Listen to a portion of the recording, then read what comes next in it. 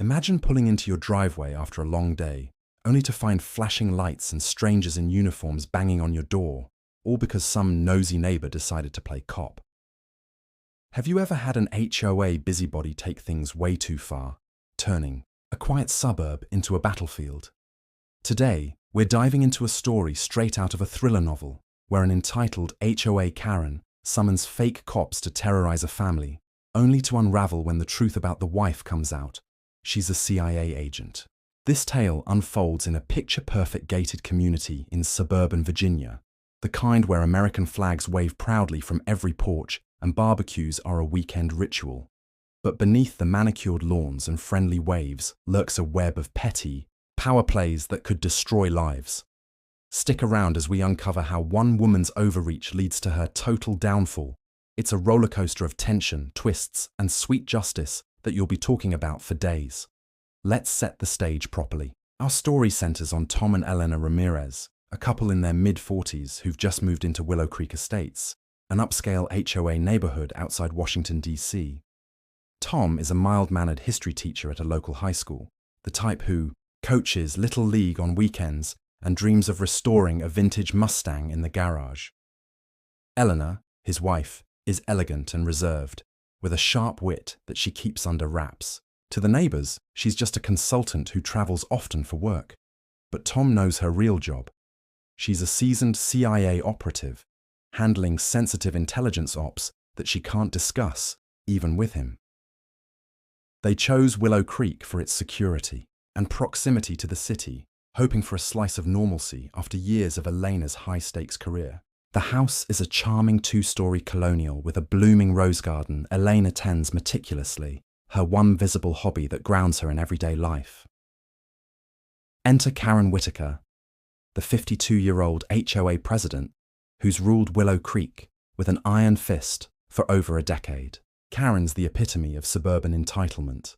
Perfectly coiffed blonde hair, designer yoga pants, and a minivan plastered with bumper stickers about community pride. She's a stay-at-home mum whose kids are grown and gone, leaving her with endless time to patrol the streets in her golf cart, clipboard in hand, enforcing rules down to the color of welcome mats. Karen prides herself on keeping the neighborhood pristine, but really, it's about control. She's fined families for everything, from unapproved bird feeders to kids' bikes left out overnight. Tom and Elena arrive with good intentions, waving hello on move-in day and even baking cookies for the block. But Karen spots something off right away. Elena's late-night arrivals, the tinted windows on their SUV, and the fact that they skipped the mandatory HOA welcome barbecue. Newbies who don't play by the rules, she mutters to her inner circle of loyal board members, already plotting. It starts small, the way these things always do. A week after moving in, Tom receives a violation notice taped to their door. Excessive vehicle parking. SUV must be garaged by 8 p.m. Tom chuckles at first. Their driveway is plenty wide, and the HOA bylaws say nothing about it. He emails the board politely, attaching photos and the rulebook, but Karen responds with a curt reply. Rules are subject to interpretation for the greater good. Comply or face fines. Eleanor, ever the diplomat, suggests they just move the car, but Tom senses the undercurrent. Karen's watching them like hawks. Sure enough, over the next month, the complaints pile up. Eleanor's rose bushes are too wild, encroaching on the sidewalk by a half-inch. Their mailbox is deemed non-regulation because it's wooden instead of metal. Tom pays a $50 fine to keep the peace, but Karen's visits become frequent. She'll knock during dinner hours, peering over their fence with binoculars, asking pointed questions. What do you do for a living, dear? You seem so mysterious. What would you do if a neighbor started treating your home like their personal inspection site? Would you confront her head-on or let it slide to avoid drama? Tom chooses the middle path at first, documenting everything in a journal. Dates, times, photos of Karen lurking. Elena warns him to stay calm. Her job has taught her that escalation can be dangerous. But Karen doesn't let up. She rallies the neighborhood watch group, whispering that the Ramirezes are suspicious outsiders who might be running some shady operation. Rumors spread, Are they drug dealers? Identity thieves? The community starts giving them side-eye at the pool. And one evening, Tom's car gets keyed with the word outsider scratched into the paint. That's when Eleanor steps in more actively. She attends an HOA meeting, dressed sharply in a blouse and slacks, and questions the bylaws directly. "This feels like harassment," she says coolly. Karen bristles, her face flushing. "We're protecting property values. If you can't handle community standards, maybe Willow Creek isn't for you." The room murmurs in agreement. Karen's grip is tight. As summer heats up, the harassment intensifies. Karen installs a ring camera pointed straight at the Ramirez fence, capturing every move. She reports them anonymously to the city for unpermitted landscaping, triggering an inspection that finds nothing wrong but costs Tom time and stress. Elena's travels ramp up. A covert op in Eastern Europe means she's away for 2 weeks, leaving Tom to handle the home front. He notices Karen's golf cart idling outside their house multiple times a day, her silhouette watching through the blinds. One night, Tom confronts her in the street. "Karen, this has to stop. We're law-abiding folks. What's your problem?"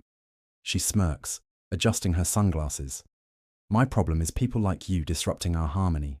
I've got eyes everywhere." Tom walks, away fuming, but Elena, back from her trip, advises restraint. "She's just a bully with too much time. We'll outlast her." But deep down, Tom worries. Elena's cover is ironclad, but constant scrutiny could slip something. The breaking point comes on a sweltering July afternoon. Elena's just returned from a grueling assignment, jet-lagged and unpacking in the livings room. Tom is grilling burgers in the backyard for a quiet family dinner. Their daughter Sophia, home from college, is visiting. The air smells of charcoal and fresh-cut grass, a rare moment of peace. Suddenly, sirens wail in the distance, growing louder.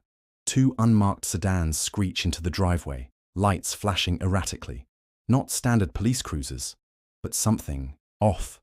Out step 3, men in ill-fitting uniforms, badges glinting under the sun, holsters bulging awkwardly. "Police, open up!" one barks, pounding on the door.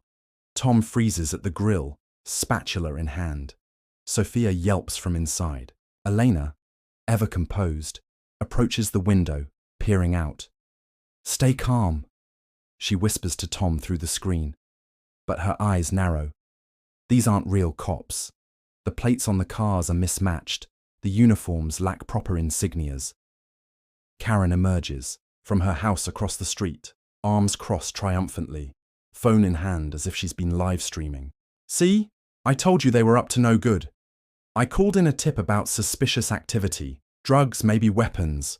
The authorities are here to check." Tom storms to the door, heart pounding. "This is our home. You can't just—" But the fake cop interrupts, flashing a badge that's clearly counterfeit. "Sir, step aside. We have a warrant for search." No paper in sight. Elena slips to the front, her posture shifting subtly, years of training kicking in. "Officers, may I see identification and the warrant?" Her voice is steady, authoritative. The leader hesitates, fumbling. Karen shouts from the lawn, "Arrest them! They're probably terrorists or something." Neighbors gather, whispering, phones out, recording the spectacle. Inside, chaos erupts as the imposters push past Tom, rummaging through drawers, overturning cushions. One grabs Elena's laptop bag, unzipping it roughly. "What's this? Classified files?" Elena's face hardens. "Put that down, now." The man laughs nervously, but his partner notices the glint of a concealed ankle holster on her. Standard CIA issue, hidden under her slacks. "Hey, she's armed!" Panic ripples through them. Elena doesn't flinch. She disarms the situation with words first. "Gentlemen, you're impersonating officers. That's a federal crime. Drop the act." Tom, piecing it together, dials 911 on his phone, reporting the intrusion. Karen, sensing trouble, edges closer. "I hired private security. They're legit. Check their credentials." But the fake cops falter. The leader pulls out a radio, muttering into it, but static crackles. No real dispatch. Elena's training takes over. She recites their descriptions calmly, as if logging an op. Vehicle plates: Delta 792, mismatched to Virginia DMV. Uniform patches from a costume shop in Arlington. The imposters exchange glances, backing toward the door. One whispers, "Boss said it was just a shakedown for the HOA lady." Karen's jaw drops. "What? I paid you to harass them, not confess." The revelation hangs in the air like smoke from the forgotten grill. Turns out, Karen, fed up with the Ramirez's resistance, had hired these wannabe enforcers from a shady online ad, private investigators for neighborhood disputes.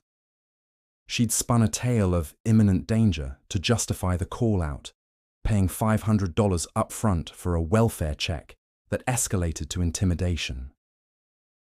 Sophia, from the kitchen, films the whole thing on her phone, capturing Karen's meltdown. "You idiots! Do something!" Karen screeches, but the fake cops bolt, piling into their cars and peeling out just as real sirens approach. Elena steps onto the porch, phone to her ear.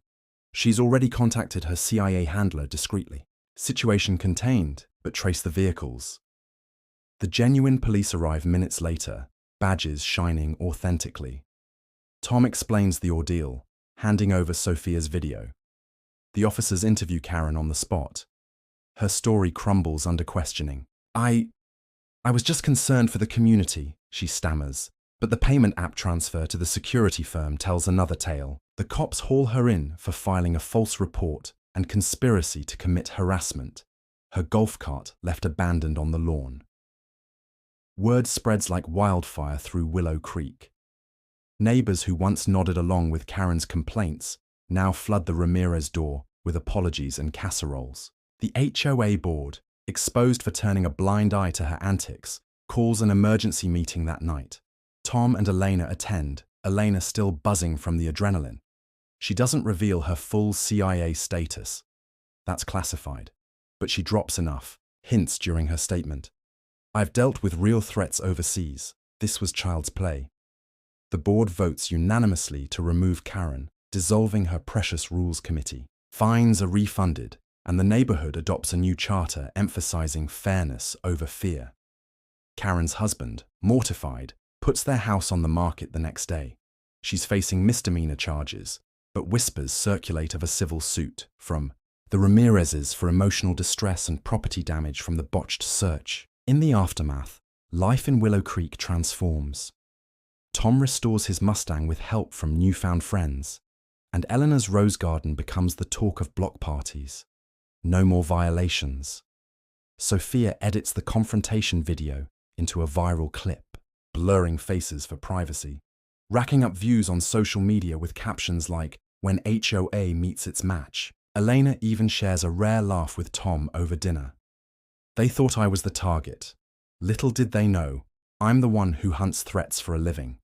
It's a reminder that behind every quiet facade might lurk a story of strength, and that bullies, like Karen, crumble when faced with the truth. But let's dig deeper into the ripple effects, because this story doesn't end with one arrest. The fake cops trace back to a ring of ex-security guards moonlighting as intimidators for hire, preying on suburban disputes across Virginia. Elena's CIA connections quietly tip off the FBI, leading to a broader sting operation that nets several players, including the ad poster on a dark web forum. Karen, in her interrogation, spills everything. Her years of petty tyrannies, from bribing inspectors to spying on rivals. It turns out she's been the neighborhood's shadow enforcer, using HOA funds for personal vendettas. The scandal hits local news. HOA president busted for hiring fake cops in gated community shakedown. Reporters camp outside Willow Creek, but the Ramirezes stay low-key. Elena's training shining through in their poised no comments. Tom reflects on it all during a quiet evening walk by the community lake. The fireflies dance over the water and, for the first time, he feels truly at home. "We almost let her win," he tells Elena, hand in hers. She smiles faintly. "Fear wins when you let it. But truth? That's our weapon." Their daughter Sophia, inspired, starts a blog on homeowner rights, turning the ordeal into advocacy. Other neighborhoods reach out, sharing similar tales. HOA horrors from Florida condos to California cul-de-sacs. It's cathartic, knowing they're not alone. Karen's downfall is poetic. Released on bail, she attends her arraignment in a rumpled blouse, the queen bee stripped of her sting. Her former allies shun her. The HOA elects a retired judge as president, vowing transparency. Property values hold steady, but the atmosphere lightens. No more golf cart patrols, just genuine hellos. Tom hosts the first post-drama barbecue, grills smoking under string lights, laughter echoing. Elena mingles, her secrets safe, but her presence a quiet deterrent to any future meddlers. Have you ever stared down a neighborhood bully and come out on top? Or dealt with fake authority trying to push you around? Share your stories in the comments. I love hearing how folks fight back. If this tale of HOA, overreach, and CIA cool had you on the edge of your seat, give it a like, hit subscribe for more gripping suburban thrillers, and turn on notifications so you catch the next one. Thanks for joining the journey. Stay vigilant, stay strong, and remember, sometimes the real power is in the shadows.